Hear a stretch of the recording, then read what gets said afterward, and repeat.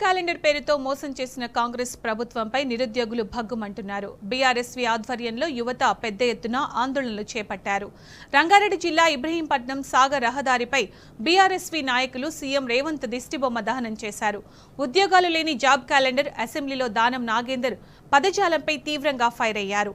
ఆందోళన చేస్తున్న బీఆర్ఎస్వీ నాయకులను పోలీసులు అరెస్టు చేసి ఇబ్రహీంపట్నం పీఎస్కు తరలించారు.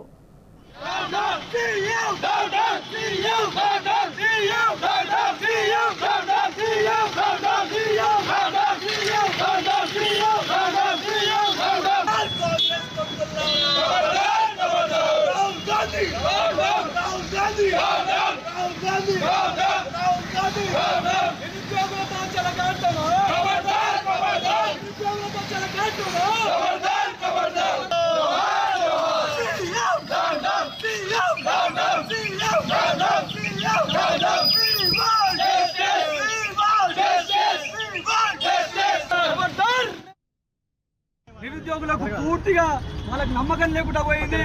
వాళ్ళని నమ్మించి వాళ్ళని మభ్యపెట్టి ఎన్నికలలో మరి నిరుద్యోగులకు అండగా ఉంటాము, సంవత్సరానికి 2 లక్షల ఉద్యోగాలు 2 లక్షల ఉద్యోగ నోటిఫికేషన్ వేస్తామని హామీ ఇచ్చి ఆ హామీని తుంగలో దొక్కి మభ్యపెట్టి ఓట్లు వేయించుకొని ఈనాడు ఆ నిరుద్యోగులను మోసం చేస్తూ జాబ్ క్యాలెండర్ రిలీజ్ చేయడం జరిగింది.